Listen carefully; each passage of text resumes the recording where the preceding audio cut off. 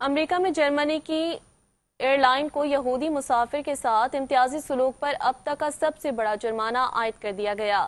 Air line نے جرمانے پر تبصرے کے لیے ایف اے پی کی درخواست کا فوری جواب نہیں دیا۔ عالمی خبر رسائی ادارے کے مطابق امریکہ کے محکمہ ٹرانسپورٹیشن کے حکام نے بتایا کہ 2022 میں لتھوا ایئر لائنز نے فرینکفرٹ میں 128 مسافروں کو سوار ہونے سے روک دیا تھا۔ ایئر لائن کا کہنا تھا کہ امریکہ سے جرمنی جانے والی پرواز میں بعض افراد نے ہدایات بشمول ضروری اینٹی کووڈ ماسک پہننے پر عمل نہیں کیا تھا، تاہم امتیازی سلوک کے شکار مسافروں کا کہنا تھا کہ سیاہ ٹوپیوں اور جیکٹس جیسے مخصوص لباس میں ملبوس تمام مسافروں کو صرف حلیے کی وجہ سے ایک الگ گروپ سمجھا گیا۔ مسافروں نے تفتیش کاروں کو بتایا کہ ہم میں سے اکثر ایک دوسرے کو جانتے نہیں تھے، لیکن ہم ایسا سلوک کیا گیا کیونکہ ہم یہودی تھے۔